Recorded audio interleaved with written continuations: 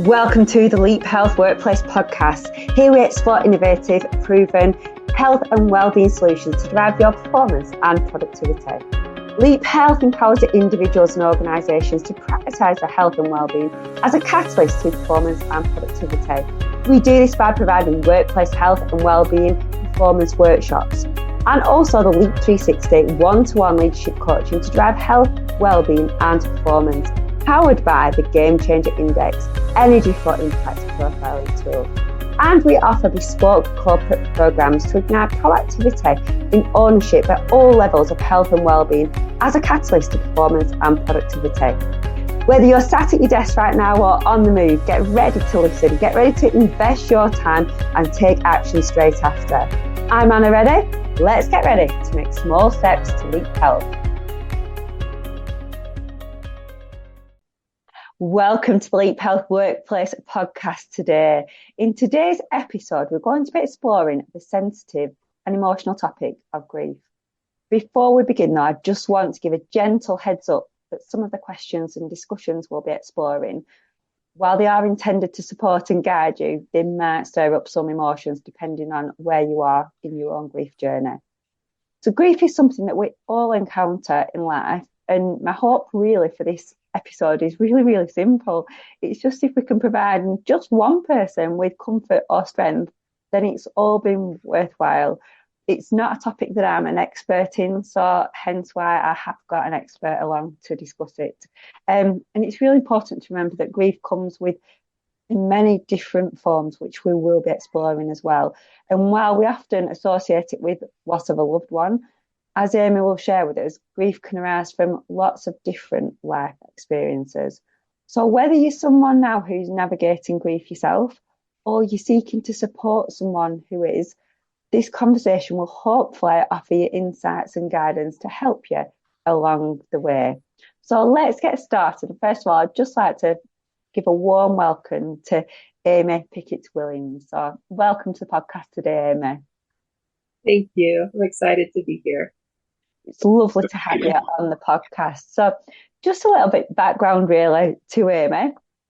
She's a seasoned psychotherapist with over 25 years expertise in grief and loss. Her career began in oncology and paediatric care, where she provided compassionate support to patients and families navigating the challenges of illness and death. As she transitioned into community mental health, Amy broadened her focus to address various forms of loss, ranging from death, illness to relationship breakdowns, identifying shifts, financial struggles, loss of sense of safety and peace, and much more, which we will again delve into as we go through the conversation. This holistic approach led her to open her private practice, where she integrates somatic tools and therapies inspired by her study of yoga and mind, body, spirit, soul healing. So thank you, Amy, for joining us today.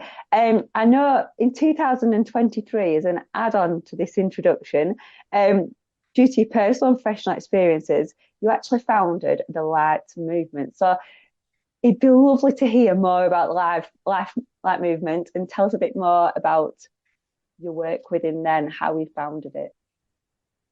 I would be honored to. So as you shared, I've been doing grief therapy, psychotherapy for over 25 years. And throughout my career, my dad, who is a very special person in my life, was an education attorney, which meant that he really supported children in their schooling. He spoke nationally on mandated reporting, which is making sure children are safe if they've been hurt or abused. He spoke nationally on school violence, which is a problem in our country, the United States. And he also wanted to ensure that youth who identified transgender had safe public restrooms in schools. So he did some beautiful things. And he stood very, very tall. He was 6'5". He was known as the gentle giant. But he was also a very humble person. And so I really had a lot of respect for him. And he'd always say to me, Amy, you should speak nationally, you should speak just in general about grief and loss and death and dying. And I always said, Dad, I'm a psychotherapist. I'm an introvert. That's really not my cup of tea, but thank you. And, but he would really encourage me. Well, tragically, during COVID, my family, we went camping a lot with my parents. Our youngest son had some major health issues, so we had to be more isolated than most. And so, there was a camping trip we went on, relatively early in COVID in October of 2020. And when my parents were returning their RV to where they stored it, we don't personally have an RV, but they did. He went to close the gate and there was a big gust of wind, and tragically it knocked him over and he ended up falling on his head, ended up with a brain bleed. And 2 days later, we had to withdraw life support. And that was really hard for our whole family. Um, my oldest son at the time was 12, and he really struggled, probably more than anyone else, because my dad was known as his mentor and his hero and his biggest role model. And so we went through this time and these months of really intense grief. At the time, my mom, had been with her partner for almost 50 years. She was hardly functioning. My 3 kids were struggling. My husband and I were trying to do our own jobs. I was seeing all my clients, via Zoom, and I was trying to tend to my own grief. So fast forward, our youngest son gets vaccinated, which his doctor said he had to be before he went back to school. And finally, life started to get some sort of normalcy again. And so in 2023, my husband and I, for the first time in several years, were able to have a weekend away. And my mom said she was ready to watch our 3 kids. So we went to Taos, New Mexico, which is this beautiful area in our country with desert and beautiful rock formations. And we love going down there to Taos and Santa Fe because it's great. It's a great culture. It's very much Mexican heritage culture. And so food is great. People are great. And the architecture is wonderful.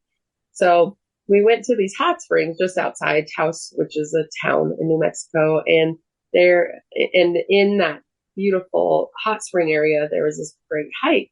And my husband, being the mountaineer and rock climber that he is, said, of course, let's go for a hike. And I said, sure, we'll go for a hike. So we decided to go up this very steep, tall mesa, which a mesa is, I'm assuming you guys have some mesas in England. I'm not sure, but it's basically going up kind of a half of a mountain, and then it flattens on the top. Thus called mesa. Mesa means table in Spanish. And so it was a very steep, mesas are more known in different parts of our country because of the landscape. So it was a very steep to get on top. But once we got on the top, there was this beautiful mica mine. And mica is a mineral, but for many people, it looks like shimmering diamonds. And so we got to this beautiful mica mine, and it was it was gorgeous.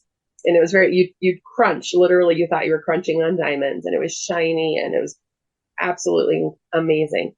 And then the time came for us to start going back down the trail. So we get down about a third of the way down this mesa, this very steep section. And I turned to my husband and I said, this is very steep. And he said, well, do you want me to lead? And I said, no, this is my birthday. It happened to be my birthday weekend. He said, I'm going to lead this hike. Well, about a third of the way down, there's this juniper tree strutting out from the path. And I hold on to the juniper tree because it's a very steep section. And being the vegan and the hippie that I am, I gave the juniper tree a hug, and I thanked the juniper tree and told my husband, I'm sure this tree has helped many people. My husband's not a vegan and not a hippie, so he just smiled and said, yes, Amy, I'm sure that they've helped a lot of people. And so we continue down this steep path. And the last section is probably the steepest part. It's about 100 feet to the end. It's very steep. And once again, my husband said, do you want me to lead? And I said, I'm leading this hike. This is my birthday. So I start down, take a couple steps, and I trip and I fall. And I fall 40 feet. I end up with over 600 cactus spines. I ended up with a fractured tibia. I ended up with many bruises. At one point on that fall, it's only one part I remember, is that at one point, as I'm somersaulting down this mesa, I hit my head very, very hard. And I remember thinking, oh, please don't let me die like my dad did. So eventually I come to a stop. Somehow my husband finds his way down very, very quickly. Must have been his adrenaline. And what I realized is that much later, my husband said, you should have probably fallen 100 feet. But there was something that stopped me in my path, and it was another juniper tree. So it's now my sacred tree and my spirit tree. And my husband gets to me. We realize we have to race to the hospital. We go to the hospital. The good news is I did not have a brain bleed. And they said, you're going to be pulling cactus spines out of you for the next year of your life. And they say duct tape is your friend because you'll be pulling them out of your skin. And my husband says, or the hospital staff says, you know what, it's, we're going to discharge you. You don't have a brain bleed. You do have to get back up to Colorado because you do have a fractured tibia, but it's not urgent. It was like a hairline type fracture. And so they said, just have it checked when you get to Denver. My husband goes to get the car and he comes back in to grab me in the waiting room. And I had fully passed out again.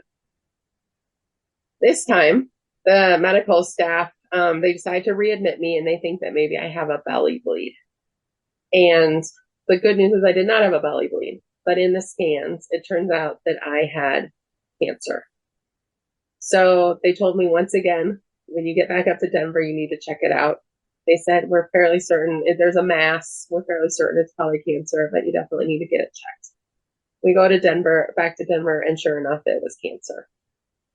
So about a year and a half ago when this all happened, it was March 2023, I finally had some time to just be with my recovery from the fall and from the cancer. And my dad's voice came back to me and he said, Amy, this is your time to speak and about your work with death and dying and grief and loss and all these incredible tools that you've utilized for so many years, being a somatic therapist, the mind, body, spirit connection.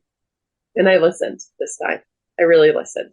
And so last September, and September is a very significant month, and I'll explain why in just a minute. So exactly a year ago, I got together a group of all volunteers. And I said, I think we need to do something around this. And the beauty of it is I had over 50 people that were friends or acquaintances. And we put together this incredible event on the winter solstice, so December 21st. And part of it was a workshop that was led by me on teaching the integration and science of grief and how somatics can work with that. And then the other part was to bring faith representatives from as many different religions together to stand in solidarity for all people and all types of grief. And so we had Buddhists and we had Christians and we had people that were Jewish and Muslim and Native American, all coming together and many more. And the reason why September is so significant is we started planning this and had all these ideas in September. And then the horror Gaza and Israel happened in October. And the most beautiful thing that came from all of this is we still had all these faith representatives come together, even with the divide of the horror of what was going on the other side of the world from us. And we were able to hold this beautiful event. And we ended up with about 200 people in person and almost 500 people virtually all over the world viewed this event. And it was incredible and it was heartwarming. And about 2 weeks later, my dad's voice came back to me and said, Amy, I don't think your work is done. And so this group of volunteers, plus more by this time, we decided to form a nonprofit. And we have 4 goals. And the name of our nonprofit is Light. And I do believe my dad came up with it, Light Movement. And Light stands for love and grief held together. And what that means is when we experience grief, we almost always have love, which brings up those feelings of loss and grief. Sometimes it's not a true intense love, but it's some form of attachment to something or someone. And so those two are held together. But the other part of held together is we have to hold each other in our grief. We have to be there to support. And so we formed these 4 goals. The first was to remind people they're not alone in their grief. The second was to teach these mind body somatic based tools to support integrating our experiences and finding purpose and meaning. Not saying that things happen for a reason, but that after something has happened, what can we do to work with growing with our grief in order to help ourselves and help other people in our world? Our third one was to connect with other resources to support people in their grief. Example is doing this podcast with you. And the fourth is to stand in solidarity for all people and all types of loss. And so we formed this nonprofit. And I know we'll talk at the end of the podcast a little more about what we are doing, but our goal is to bring pockets of light globally, to provide education and classes and support. Wow, Amy, thank you so much for sharing that. And that's such a moving, emotional journey that you've been on, but just beautiful that inner strength that's probably been there for all your life, but life events happen and that inner strength has really blossomed and flourished. And your dad is still with you, isn't he? Building on that inner strength to be delivering what you're delivering today. So thank you for sharing that. And I'm sure lots of listeners will really be able to resonate with little bits of that journey as well.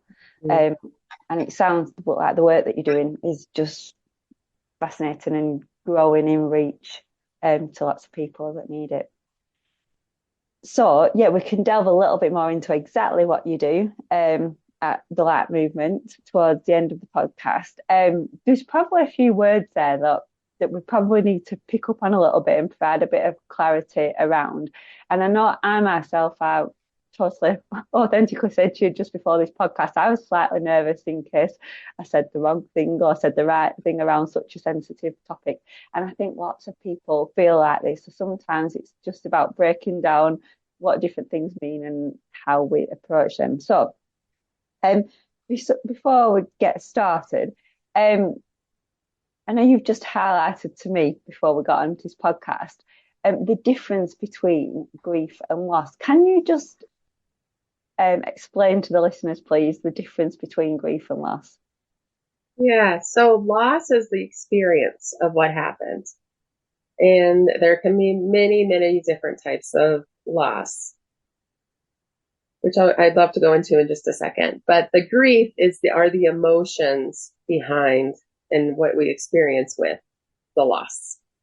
So an example, there's many examples of loss, and our website highlights many of them, but it really is endless.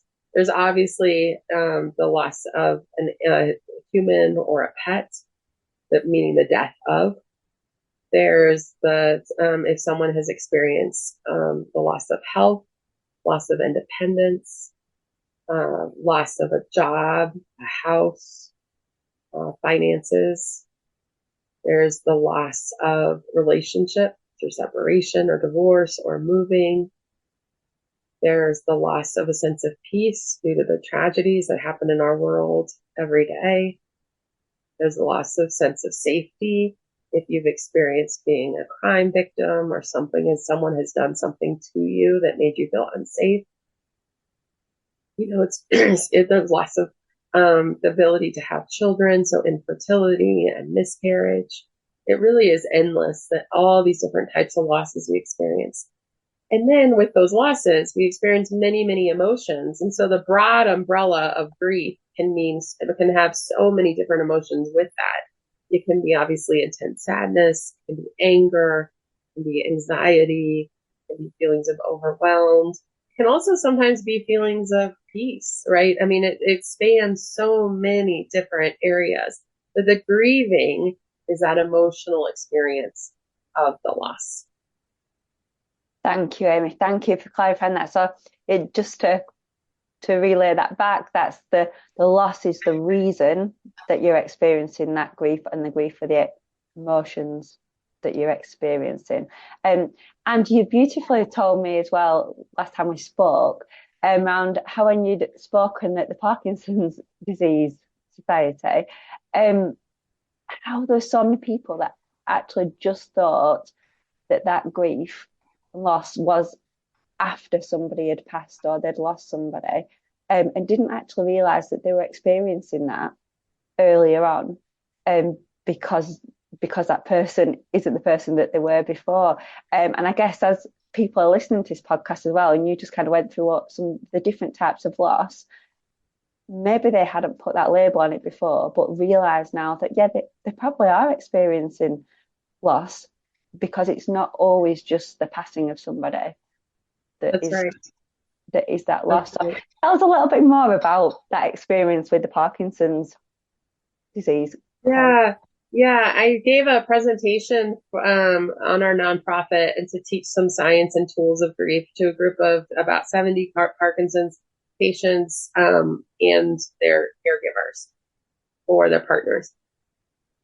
And when I went there, a lot of people thought, well, and this is a group of Parkinson's patients, and most of them were over age, say, 65, because it was in a senior living community. And the interesting feedback I got after the workshop was they were so blown away by the fact that they have actually experienced a lot of loss in their life. Because many of them said, well, I haven't died yet, or my partner hasn't died yet, so I haven't experienced loss. But then through this workshop, they started recognizing they've experienced the loss of their health in many ways, their loss of independence, their caregivers have, and the patients themselves aren't able to do the same things they used to do. And so it was really an aha moment of recognizing, well, I have experienced this. And I'm holding on to some of these things, even because I didn't even realize that I had them. And it's impacting me. And so when they realize that they've experienced these losses and they understand then how we hold the science of grief in our bodies, and then we can work on what are the tools we can utilize to support us in growing with our grief. So it's not a lost cause. When we realize, oh my goodness, I have experienced a lot of loss, it's okay, because we also can then work towards integrating them and finding ways to work with it. Thank you. And so moving on now, kind of brought on to now that it's you're realizing what you're going through, and then how can you actually support yourself and can support others through that journey. Tell us a little bit more about what somatic actually means. I know you've mentioned it a few times, but I'm sure there will be some people listening thinking, what does it actually mean? Yeah. So soma from somatic means body. And so if you think about it, somatic can obviously, our minds and our brains are not disconnected from our body, but we're all one. And for many people, they bring in spirit and soul if they have that belief system. So if soma really encompasses all three. And the science behind that is very valid, right? It's so much of the time we do hold these feelings of grief inside of our body. There's one of the best examples. It's a Japanese word, and I always struggle with saying it, takisubo, and I apologize, I'm not saying it exactly correct, but it's basically broken heart syndrome. And you're 2 times more likely to have a heart attack soon after the death of your significant other. The science is there. We also know that when we experience grief and we don't work with it, we can build up a lot of cortisol levels, those stress hormones. And when we don't work with those stress hormones, it can contribute to heart disease and cancer and diabetes. And so we know now that we do hold our grieving experiences, not only in our brain, but also our body. And there's this beautiful theory that was invented by Dr. Stephen Porges called polyvagal theory. And so what we know is that there's this nerve called the vagus nerve, and it's the wandering nerve. And it runs basically from our brainstem down to our lower torso. And it's a bidirectional highway, which means it communicates both body to brain and brain to body. But it communicates actually over 80% body to brain. So the information goes much more body to brain than brain to body, which is less than 20%. And so since we're aware of that now and how the communication impacts us, it means that we have to work more with our body than we do with our brain. And so we have to work with our body. And there's many ways we can work with our body to be able to do that. But I think the first step is recognizing it is held inside of ourselves, right? It is important to note, though, that on fMRI, so functional MRI studies, when we are experiencing intense grief, most every part of our brain does light up. So obviously it does impact our brain, but we now obviously realize that we're not disconnected. We're not holding a balloon of our brain outside of our body. So we have to be able to do that we have to work with our body to be able to support our grief. And there's many ways to do that. Do you like me to go into it? Yeah, go for it. So I'm just picking up on what you're saying though, that like there's so much more research and evidence, isn't it, coming up to say, show that our mind and body are not separate, and that so much research going on, and it's quite trendy, isn't it, around the gut-brain axis, around feeding your gut microbiome, and then the power of even moving, how that stimulates lots of neurotransmitters in your brain. But I guess what you're talking about takes this one step further, doesn't it, in terms of how you can use this as a tool to manage grief. So yes, please do tell us more, Amy. All right. Yeah, and I'll just say, obviously I was trained as a talk therapist, but I've definitely learned over the many years of doing this that is only one small piece to this whole puzzle. So I truly believe in the somatics in working with grief and in reality, trauma. I will say, we were talking about grief a minute ago, kind of the definition. And just on one side note, we don't always experience trauma from grief. So I might be experiencing grief, but I am not experiencing that traumatic response, which means that my autonomic nervous system isn't in overdrive. But we always experience grief from trauma. So the two pieces. And so all of these tools, the reason why I'm bringing that up is all these tools that I'll be talking about today not only apply to grief, but also apply to trauma. Yeah, which is wonderful to know that you can still take some of these away from multiple areas in your life and life experiences. Yes, absolutely. Yes. So is there any bit there that you feel you've missed out in terms of the science behind grief? Anything else that you think we need to know?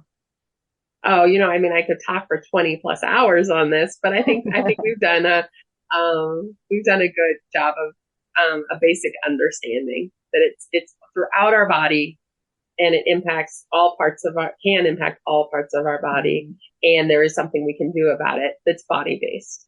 Yes. Okay. Let's come on to some of those solutions now then. So what are some of the somatic tools to support us in learning to integrate our grief, to grow from it, and really to allow us to understand our purpose, meaning as well? Yeah. So there's a couple different things. I'm going to bring in the vagus nerve, which is part of that polyvagal theory, in just a minute. But before I do that, I think it's important to know that there's many different forms of working with our grief from a body perspective, vagus nerve being one big one. But anytime we do bilateral stimulation, which means utilizing both sides of our body and both sides of our brain, we can work towards integrating our grief. So mindful walking uses both, swimming, hiking, dancing, all of those areas. If we're intentional about that, saying, I'm experiencing these emotions and I'm going to do these different types of tools or exercises that can help us integrate that experience. The beauty of the vagus nerve is if we stimulate the vagus nerve, which means literally get it going, right? It can help us get back into that calming response. So Dr. Daniel Siegel came up with something called the window of tolerance. And some of your listeners, I'm sure, have probably heard of that. But for those that haven't, it's this place of calm. It's this place of mindful right now. We're able to be in the present. We're also able to utilize our thinking brain, and our brain is functioning well. And for many people, you think of that window as this place where you can ride the roller coaster, but you don't go to that place of fight or flight above the window, or you don't go below the window, which is called dorsal with Dr. Stephen Porges' polyvagal theory, which is where we're dissociative and or immobile. We don't want to move. And when we experience grief, we can ride this roller coaster to that sympathetic fight-flight response a lot. You can also go to that place of immobile. I don't want to get out of bed. It's not worth it. And so when we stimulate this vagus nerve, it can help us get back inside that window of calm, that window of being able to function in everyday society. When I see my clients, a lot of times when they come in for the first, multiple sessions after they've experienced an intense loss, that window that they are living in, that present everyday moment, is probably the size of a little dollhouse window, which means they're going outside of it all the time. And so when I teach them these tools and stimulating the vagus nerve and these other different types of somatic tools, part of it is teaching them how to get back into that window when they go to that fight, flight. I can't do this anymore. I'm so angry. I'm terrified that something else is going to happen in my life, or I can't get out of bed. And I'm doing this session only by Zoom. And it's a miracle that I even got on my therapy session today, right? So part of it is learning how to get back into the window. But the other part that is just as important is, how do we grow our window? And so that eventually maybe our window will be the size of like a sliding glass door, so that when we're riding the roller coaster, we still have waves of emotion, but we're inside that window. So we're not going to that intense sympathetic state, and we're not going to that dorsal state, which is a version of parasympathetic, but it's a version of a place of immobilization. So the other way to think about that window, and some people, I'm sure some of your listeners have heard parasympathetic, our calming response. And so if we can stimulate this vagus nerve, it can help us get back inside that window, right? And there's many ways to do that, which is wonderful. One of the many ways is through breath work, right? So anytime we experience something that startles us, or we go to that fight, flight response, what do? We breathe in intensely and we go, right? And so that's an intense inhale. I'm glad I didn't cough. I'm getting over a cold. So I was a little nervous to show that, but I'm good. So the opposite of that is that longer exhale, right? So if we breathe in and then we slowly breathe out, maybe it's through, like, you're breathing through a straw, so it allows that longer exhale. So maybe it's a nice little hum, which, by the way, humming stimulates the vagus nerve. So any vibration, singing, does that as well. There's many different breathing techniques, and anyone that's a yogi like myself, and I teach yoga, knows those many. But the beautiful thing is, with people can easily go to a yoga class, or people can easily get on YouTube and look up many different breathing techniques to help get back into that calming response. Those are just a couple. So breathing, humming, singing, all of those help us get back into our window of tolerance. Another part that can be really helpful to know is allowing our body to expand. So, for example, in yoga, heart opening cactus, where we parallel our elbows and our shoulders and our hands up to the sky, and we allow our heart to reach up towards the sky. We breathe in. We're allowing that vulnerability of, here I am, here's my story. But then in that exhale, we contract back in. And there's times where in our lives we have to contract back in. But part of the healing process is the pendulating, the going back and forth. Expansion, contraction, expansion, contraction. And that also works towards growing with our grief. So we have the bilateral stimulation, the walking, the swimming, the hiking. We have the ability to hum and chant and sing. We have all these different breathing techniques we can utilize. And another great one with the vagus nerve is the vagus nerve, while it is midline in our bodies, which interestingly, by the way, so is our endocrine system. And so are, for people that believe in the Eastern side, our chakras. All blows me away. It's all midline, right? But the other cool thing is that not only is the vagus nerve, this one nerve, but it connects to all these other facial nerves and cranial nerves. So even acupressure points, rubbing along your ears, the tragus, that flap right in the front, massaging along your eyebrows, your jaw, all of those places also stimulate that vagus nerve. So it's incredible to know that there's all these things in our body we can do to help us get to that parasympathetic state. Gosh, and lots of these things are really simple, aren't they? You know, really easy and accessible to do. And yeah, just going back to that bilateral movements or walking, and you mentioned you used to talk, your job was to talk to people a lot more, but it's often far more powerful, isn't it, when you're walking and talking to somebody? People Yes. feel a lot more at ease to open up. And I often talk about this in workplaces, maybe when people are doing reviews with people and trying to learn to get to know them a little bit more. It's really intimidating sometimes, isn't it? Being just Mm-hmm. that really close together eye to eye. Whereas getting out and moving, it does put you at ease a lot more. But yeah, that's really interesting. You really inspired me to look a lot more into breath work and and yoga as well. So thank you for all those wonderful tips. Um, Mm-hmm. so is there anything else that you want to add around that in terms of anything else that you wanted to share around that, around moving from that parasympathetic to the sympathetic?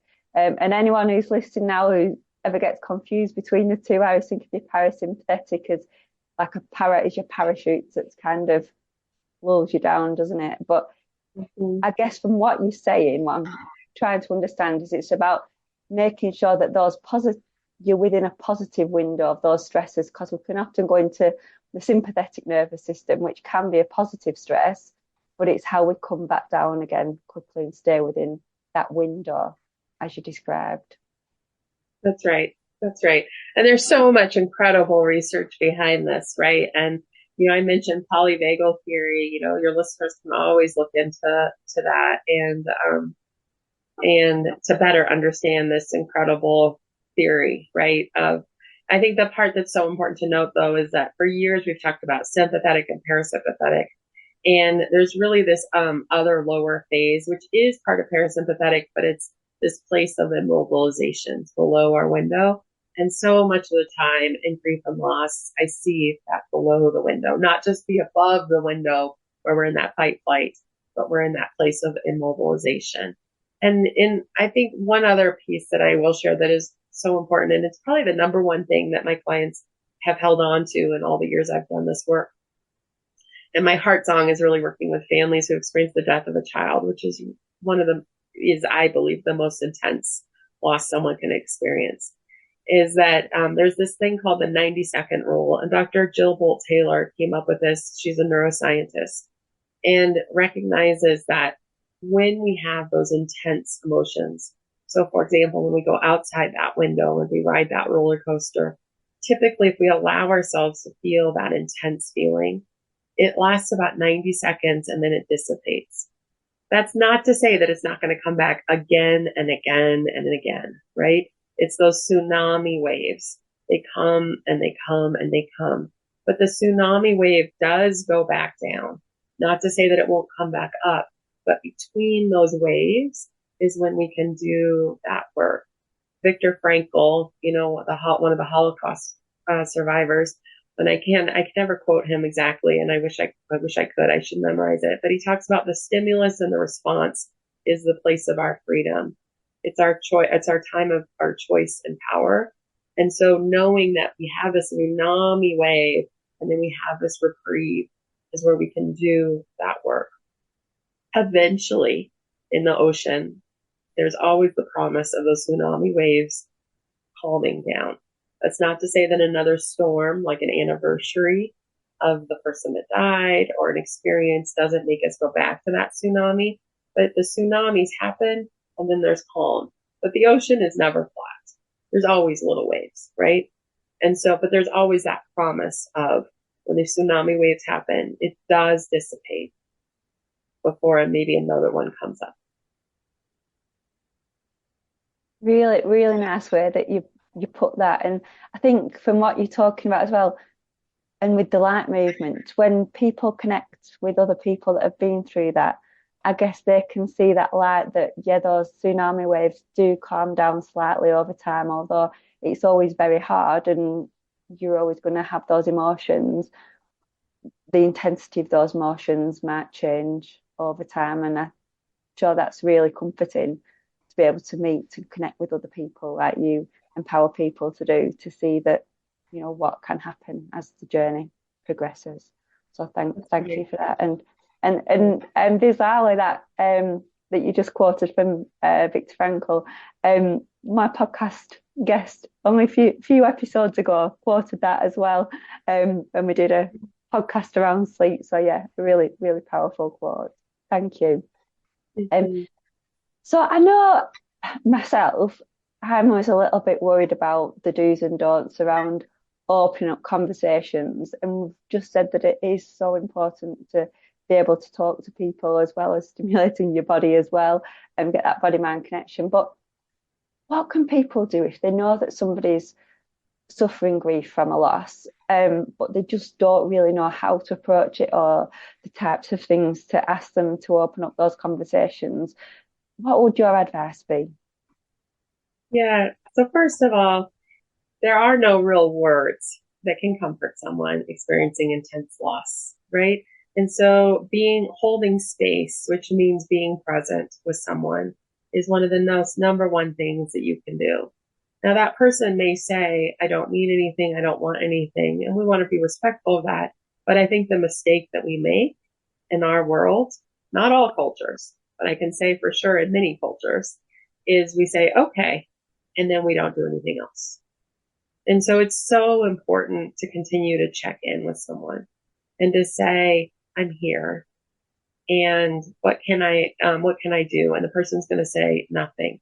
And then what I recommend people say is, hey, you know what? If it's okay, I'm just going to come by and I'm going to help you with your laundry. And they may say, don't worry about it. And they'll say, no, it's okay. We don't need to talk. Or I'm going to just drop off some food. Or I'm going to get one of the meal delivery gift certificates for you, because it's hard to cook during this time. And so it's about coming back again and again and again, even if it's just a quick call or even a text. I think in regards to human loss, when you've experienced the death of a loved one, what happens is after about 2 months, people forget. And in reality, the person that's bereaved, the person that's grieving, has not forgotten.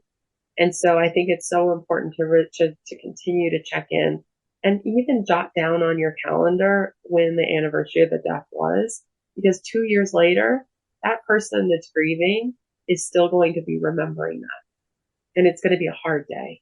But most people don't check in a year or 2 years later. So I always say, put it in your calendar and just say, check in with Paul. This is the date his mom died, for example. So that's one very, very important piece. And then when you are sitting with that person and they do want to talk, listen. Just listen. Notice what's happening in your body as the listener. I think so much of the time, if we can allow ourselves to be in touch with that, we will do things with our body that will be supportive. Like maybe placing your hand at your heart, because it's hard, right? Leaning in to that person. So there's so many beautiful little small things that you can do you don't have to be a grief therapist to support someone in grief.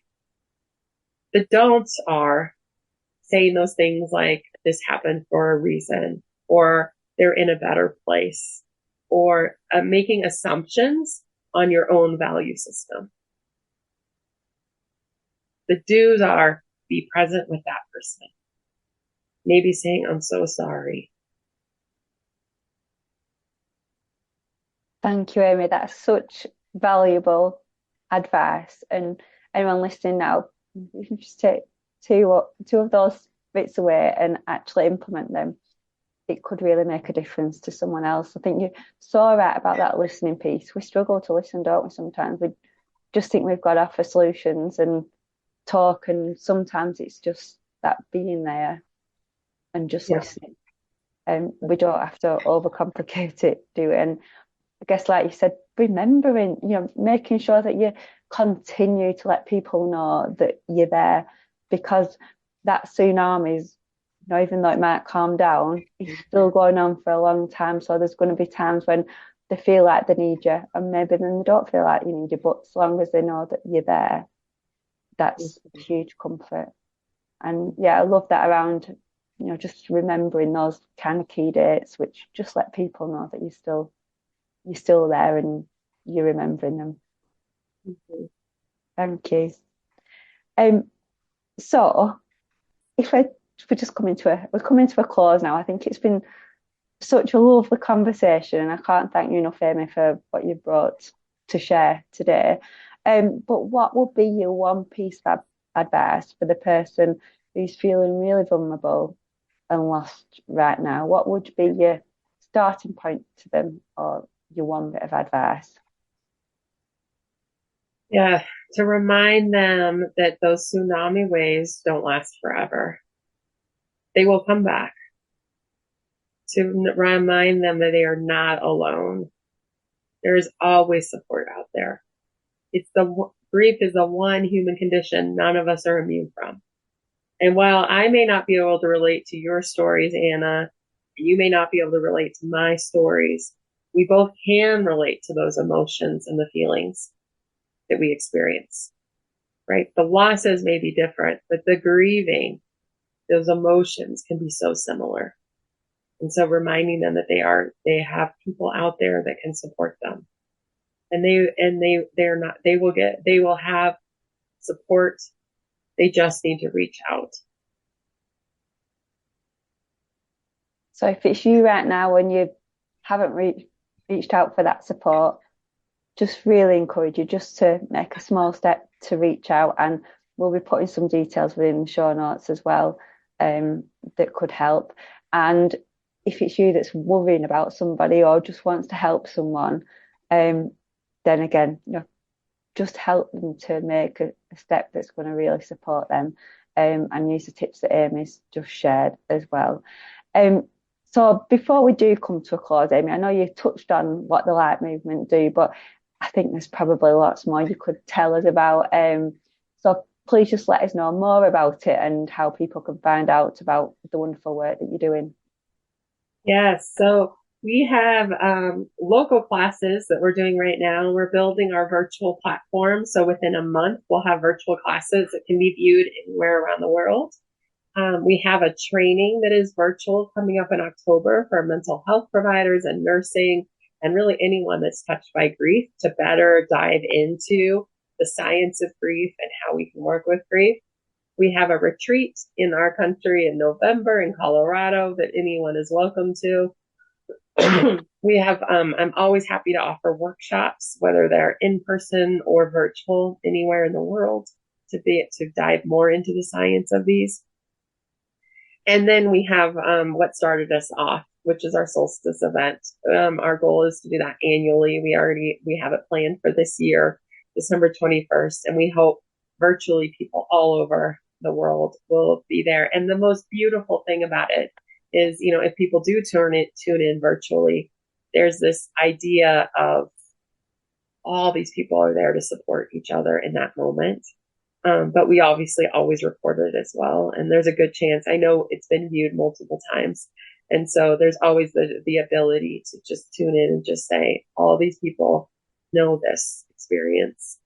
So all those many different things we have on our website. And like I said, we'll continue to grow it. And we really, really hope. The other part I do want to say is in our training, our hope is to bring pockets of light everywhere. So if in England, if you're a yoga teacher or you're a musician or you're a dancer and you say, I really want to integrate somatics and teach people these things, we hope there will be classes all over the world to be able to support people in it.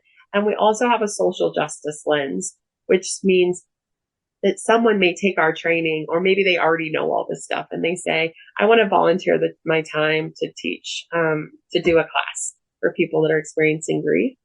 But what I've learned from the light movement is so helpful, but my culture has a little bit different thoughts on it or wants to add to it. That's that social justice lens. So for example, if we have someone in Africa that's takes our training and or already knows about it, that says, I really want to bring a pocket of light here and I need to morph it for what we're experiencing in our part of our world right now, we want people to do that. And we're excited to learn from others as well, in regards to how their culture handles this. from a somatic perspective. Incredible and exciting at the same time that it's going to be you're going to reach so many people. And as you're saying, create such a level playing field for everybody to access these wonderful resources and support that they can get. So even if you're thinking, I just don't know what to do next, or I can't face going somewhere, there's things available online. You can engage online or just sit there and notice the number of other people joining, which, as Amy says, gives you comfort just to realise that you're not on this tsunami alone. So I would really encourage you right now if you want to connect with Amy, even if it's something in a workplace that you think this would really help people, please do reach out to Amy. Just leaves me to say a big, huge thank you to you, Amy. I think it's just been wonderful and insightful and informative. And just thank you so much. Thank you, Anna. It's been such a beautiful time with you. Thank you. So before you stop listening, I want you to pause. What did you take away from the podcast today? What small steps will you start? And what did you hear that you know could help someone else to make small steps to link their health, well-being, productivity and performance? Please do share this episode and please subscribe to the podcast. And remember that Leap Health are here to provide workplace, health, well-being and performance workshops, one-to-one coaching and bespoke corporate solutions to help the world make small steps to leap health, well-being, productivity and performance. Please do get in touch. It's Anna at leaphealth.co.uk. Have a great day.